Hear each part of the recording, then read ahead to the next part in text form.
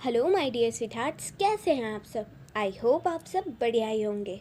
और अभी तक आपने इसका प्रीवियस पार्ट नहीं सुना है तो सुनकर आइए। तब तक हम आगे बढ़ते हैं। तो हमने सुना था कि आध्या बहुत ही ज़्यादा गुस्से में थी क्योंकि आरुषि किडनैप हो गई थी।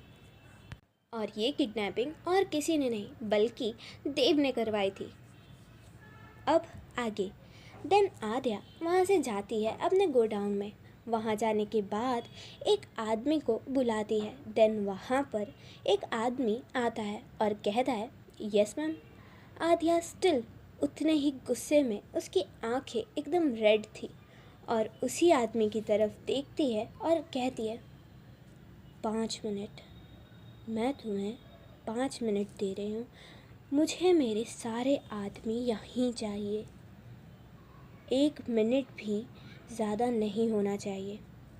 वो आदमी अपना सर नीचे करके कहता है पर मैम 5 मिनट में कैसे, मतलब वो आध्या उस आदमी की कॉलर पकड़ लेती है और कहती है तुम्हें मैंने जितना कहा है उतना करो, समझे। और अगर 1 मिनट भी ज़्यादा हुई तो तुम जिंदा नहीं बचोगे, समझे। अब जाओ जल्दी। देन वो आदमी वहाँ से भाग के जाता है और जैसे कि आध्या ने उसे कहा था कि उसे 5 मिनट में सारे आदमी चाहिए तो वो आदमी वैसा ही करता है। देन आध्या सबसे कहती है मुझे नहीं पता कि तुम सब क्या करोगे, लेकिन तुम सबको फ़ोन पर एक लड़की की फ़ोटो आएगी। 1 घंटे 1 घंटे के अंदर मुझे ये लड़की चाहिए, समझे तुम। अगर ऐसा नहीं हुआ तो तुम सब की जान नहीं बचेगी। अब सब जाओ, ढूंढो उसे। देन सब लोग वहाँ से चले जाते हैं आरुषि को ढूंढने के लिए। दूसरी तरफ आरुषि वो ज़मीन पर थी, उसके हाथ पैर बंधे हुए थे। धीरे धीरे उसकी आंखें खुल रही थी। तभी आरुषि देखती है कि उसके सामने कोई बैठा है और वो अपनी आंखें थोड़ा और अच्छे से खोलने की कोशिश करती है क्योंकि उसे सब कुछ ब्लर दिखाई दे रहा था। तभी उसे एक आवाज़ आती है जहाँ एक आदमी कह रहा था किसने किसने मेरी आरुषि को बांधा बे। और ये और कोई नहीं बल्कि देव था। जब ये सब देव कह रहा था तब उसके हाथ में एक बियर की बोतल थी जो कि वो दूसरे आदमी के सर पर मार देता है और फिर आरुषि के सामने आके बैठ जाता है। और फिर वो दूसरी बियर की बोतल लेता है और पीने लगता है। थोड़ी देर में आरुषि की आंखें ठीक से खुल भी जाती हैं जहाँ पर वो देखती है कि देव उसके सामने बैठा है। तभी वो कहती है देव। देव आरुषि को देखता है और कहता है आरू आरू तुम उठ गई। पता है जिसने जिसने भी तुम्हें बांधा था ना, मैंने सबको मार दिया, पता है तुम्हें। देन ऐसा कहने के बाद देव आरुषि के पास जाता है और उसी के पास जाके नीचे बैठ जाता है जिससे आरुषि थोड़ा डर जाती है। तभी देव आरुषि के पैर पर अपना हाथ रखता है जिसकी वजह से आरुषि डर जाती है। तभी देव कहता है तुम चिंता मत करो, मैं ना शादी से पहले कुछ भी नहीं करूँगा। मैं बस देख रहा हूँ तुम्हें चोट लगी है ना, तो इसीलिए किसकी किसकी इतनी हिम्मत हुई कि मेरी आरुषि को उसने चोट पहुँचाई। देन ऐसा कहकर देव अपना हाथ धीरे धीरे ऊपर लेकर जाता है और कहता है तुम चिंता मत करो। जब तक हमारी शादी नहीं हो जाती ना, मैं कुछ भी नहीं करूँगा। मैं तो बस ये रस्सी खोल रहा हूँ। तो तुम्हें हर्ट हो रहा है ना, दर्द हो रहा होगा इसीलिए। देन देव अपना हाथ नीचे लेता है और आरुषि के पैर की रस्सी खोल देता है। देन देव आरुषि को कहता है आरु तुम उठो उठो, रुको। और ऐसा कहकर देव आरुषि को बिठा देता है। तभी आरुषि कहती है "उम्म"। देव कहता है कि क्या क्या हुआ आरुष? ओ ओ, रुको, मैं खोलता हूँ। देन ऐसा कहकर देव आरुषि के मुंह की पट्टी वो भी हटा देता है। आरुषि कहती है मुझसे मुझसे दूर दूर, समझे? देव कहता है आरु, मैं ऐसे तुम्हारे पास नहीं आऊँगा। अभी अभी हमारी शादी है ना, देखो ना, सारी तैयारियां हो गई है, सारी तैयारी कर भी ली है।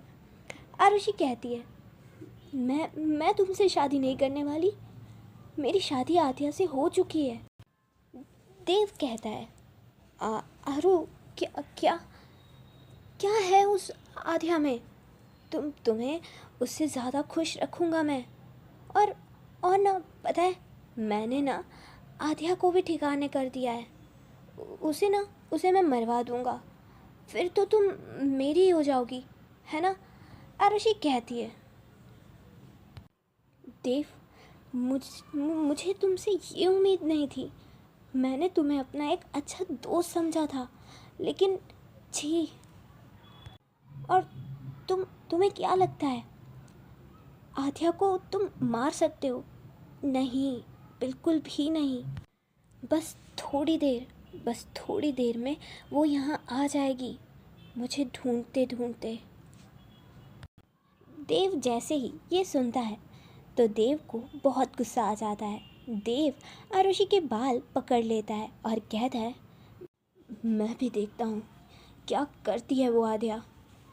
तुम अगर मेरी नहीं हुई ना, तो मैं तुम्हें किसी का नहीं होने दूंगा, समझी? और देन देव आरुषि के बाल छोड़ देता है और कहता है आरु, तुम ठीक हो ना? तुम्हें दर्द तो नहीं हुआ ना? तो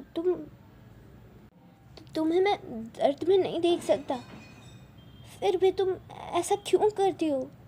ठीक है ना, कोई बात नहीं आरु, बस 30 मिनट्स, फिर हमारी शादी हो जाएगी, फिर कोई बात नहीं। तुम्हें ये लड़की दिख रही है? और ऐसा कहकर एक लड़की की तरफ देव इशारा करता है और कहता है ये है ना, ये तुम्हें रेडी करेगी हमारी शादी के लिए। देव उस लड़की से कहता है सुनो, मेरी आरुषि को ना बहुत अच्छे से रेडी करना, समझी तुम? वो लड़की कहती है जी जी सर। देन वो लड़की आरुषि को उठाती है और एक रूम में लेकर जाती है।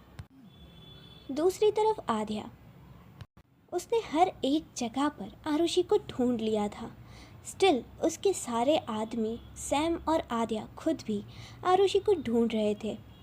तभी आद्या को सैम का कॉल आता है और वो कहता है आद्या, वो भाभी। आद्या कहती है क्या, कहाँ है वो, पता चला सैम? सैम कहता है हाँ आद्या, पता चल गया है कि भाभी कहाँ है। आद्या कहती है कहाँ है आरुषि सैम? सैम कहता है बस 15 किलोमीटर दूर एक फार्म हाउस है, वहाँ पे हैं भाभी, मैं बस वहाँ के लिए निकल ही रहा हूँ। आद्या कहती है ठीक है, मैं भी आ रही हूँ। सैम कहता है हाँ, और देन आद्या कॉल कट कर देती है। देन आद्या अपनी कार बहुत तेज़ी से ड्राइव करने लगती है।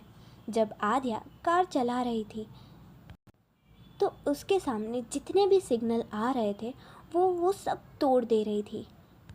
दूसरी तरफ आरुषि जो कि रेडी हो चुकी थी, तभी उस रूम में देव आता है और कहता है चले आरु, देखो ना कि कितना टाइम हो गया है। आरुषि को बहुत गुस्सा आ रहा था, लेकिन आरुषि कुछ नहीं कहती। देव जो भी कह रहा था आरुषि वैसा ही कर रही थी, क्योंकि आरुषि जानती थी कि आद्या उसे कुछ नहीं होने देगी। देन देव आरुषि को लेकर नीचे आता है जहाँ पर मंडप था, और वहाँ पर जाकर आरुषि को बिठा देता है और पंडित को कहता है पंडित जी मंत्र शुरू करिए। पंडित जी भी ऐसा ही करते हैं जैसा कि देव कहता है, और पंडित जी मंत्र पढ़ना शुरू कर देते हैं। थोड़ी देर बाद वहाँ पर एक आदमी आता है और कहता है, सर सर वो एक ब्लैक कलर की कार बहुत तेज़ी से इधर ही आ रही है। देव खड़ा हो जाता है। तभी वो पंडित कहता है, आप बीच में ऐसे खड़े नहीं हो सकते। देव कहता है, ए पंडित चुप रह तू, समझा। देव उस आदमी से कहता है, क्या, कौन सी कार आ रही है।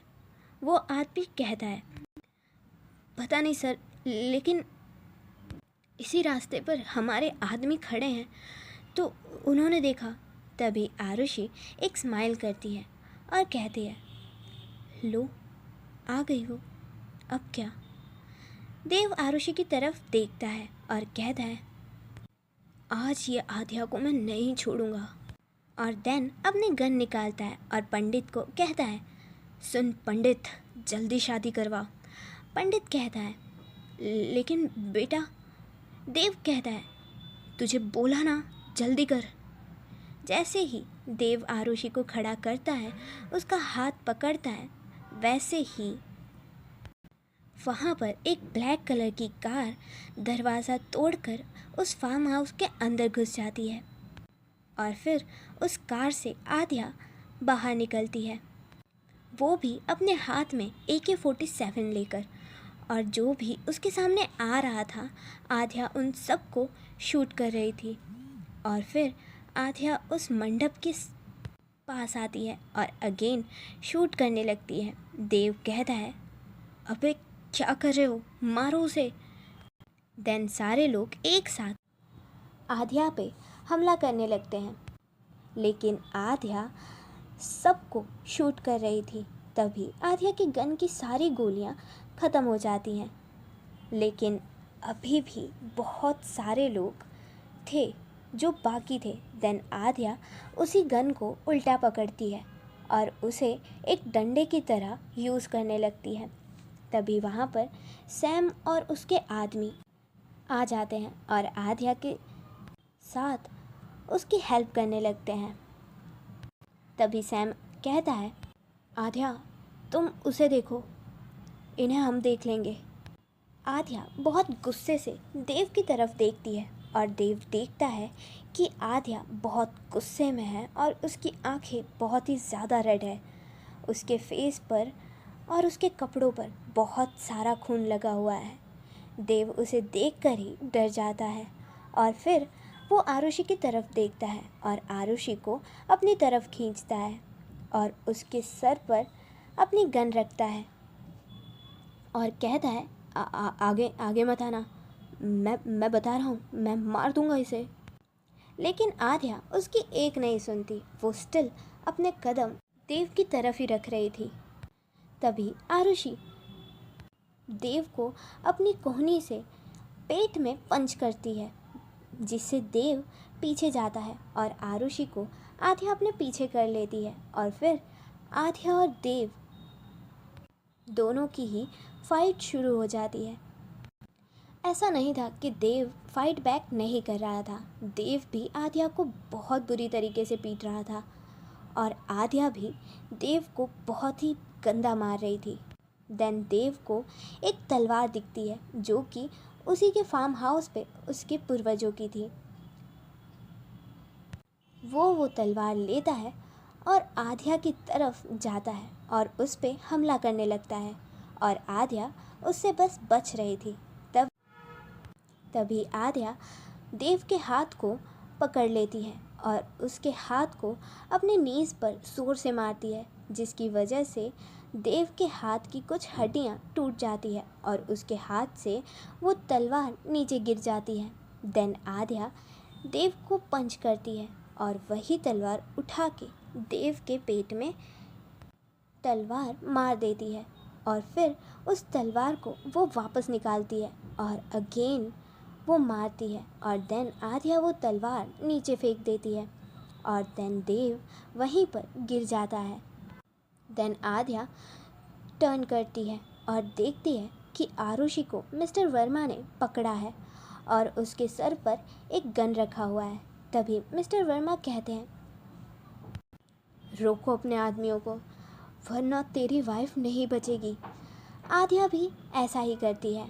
वो अपने एक हाथ को हवा में करती है और पांचों उंगलियों को खोल देती है और कहती है सैम, और इतना कहकर अपने हाथों की उंगलियों को बंद कर देती है, लाइक मुट्ठी बंद कर देती है, और सब लोग रुक जाते हैं। तभी मिस्टर वर्मा कहते हैं, बहुत मारा ना मेरे बेटे को, अब देख मैं क्या करता हूँ। तभी मिस्टर वर्मा आध्या की तरफ अपनी गन पॉइंट करते हैं।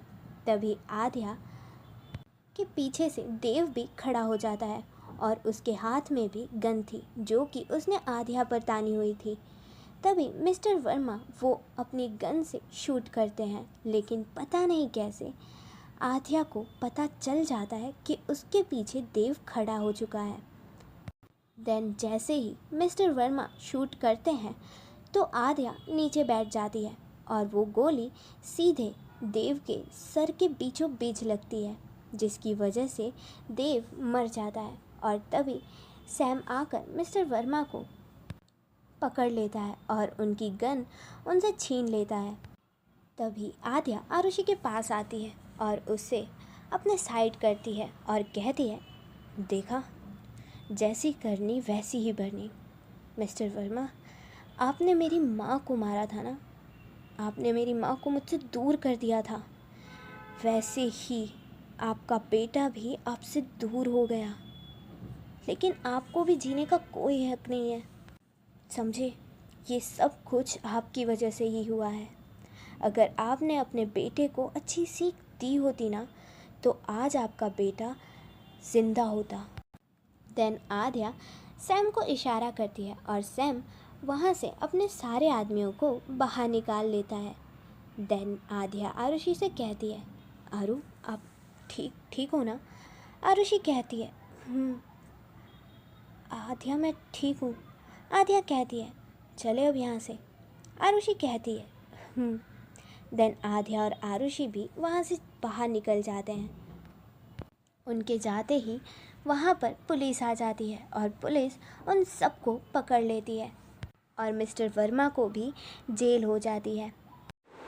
ओके देन, आज के लिए बस इतना ही। आपसे मिलेंगे हम कल, क्योंकि कल इसका लास्ट एपिसोड है, सो देखना मत भूलिएगा। और साथ में लाइक, शेयर और सब्सक्राइब करना मत भूलिएगा। 2000 जल्दी से करिए ताकि मैं आपको वो सरप्राइज़ दे सकूं। माना कि थोड़ा सा लेट हो जाता है स्टोरी डालने में, लेकिन फिर भी कोई बात नहीं। तो प्लीज़ लाइक, शेयर और सब्सक्राइब करके जाइएगा। तब तक के लिए बाय बाय, टाटा, राधे राधे।